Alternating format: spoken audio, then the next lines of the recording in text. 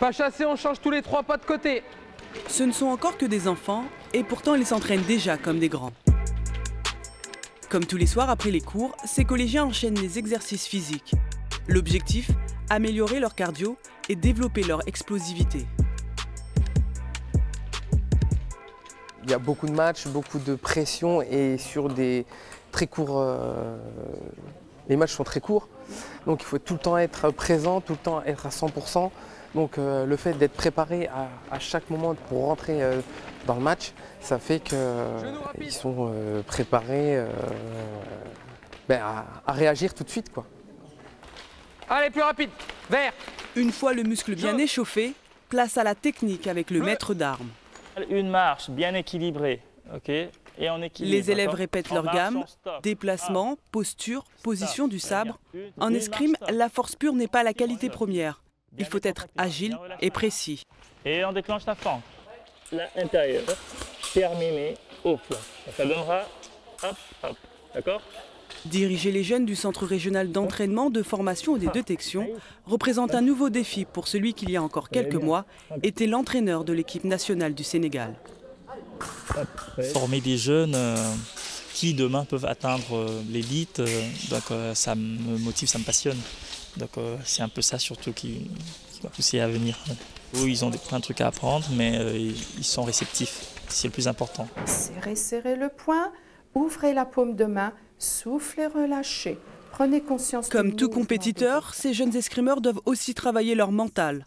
Une fois toutes les 3 semaines, ils participent à une séance de sophrologie, moment de détente et de relaxation, mais pas seulement. Un grand rendez-vous comme un circuit national ou une grosse compétition, ça me permet de mettre toutes les mauvaises choses de côté, comme mes défauts que j'ai en club ou sur les matchs, mais mon stress et toute la pression que je peux avoir, et de me concentrer pour être dans le moment présent.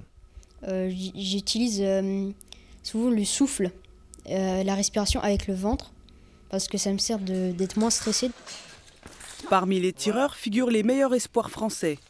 Pauline Simon, 13 ans, et Lucas Guillet, 12 ans, respectivement 12e et 10e au classement national. Tous deux sont devenus accros au sabre. Avant, je faisais du fleuret et c'est plus lent, etc. Donc, du coup... Mais maintenant, le sabre, c'est plus rapide, c'est combativité, quoi. Je pourrais faire des compétitions tous les week-ends, j'en ferai. Si je ferais des entraînements 24 heures sur 24, j'en ferai. Et je suis vraiment fan de l'escrime. Laisse rentrer dans ta distance et surprends. Okay, et patience surtout, il faut que tu patientes. Et il lui en faudra, lui qui rêve de participer aux JO de Paris en 2024. Il espère faire mieux que la délégation française qui, lors des Jeux de Londres, n'a décroché aucune médaille. C'est d'ailleurs ce qui a poussé la Fédération d'escrime à ouvrir ce type de centre dans chaque région de France. Sa mission, détecter les meilleurs talents le plus tôt possible et leur offrir une structure digne du haut niveau. Alors déjà, il y a une sélection à la base, au départ, sur dossier.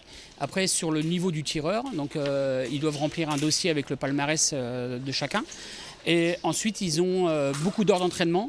On passe par exemple de 2 à 3 heures d'entraînement en club à l'entraînement du lundi jusqu'au vendredi. Ouvert depuis le mois de septembre, le Centre régional d'entraînement, de formation et de détection n'accueille pour l'instant que des Ardennais. Mais avec les belles performances de ses pensionnaires, les demandes d'intégration se sont multipliées. L'unique centre du Grand Est semble avoir fait mouche.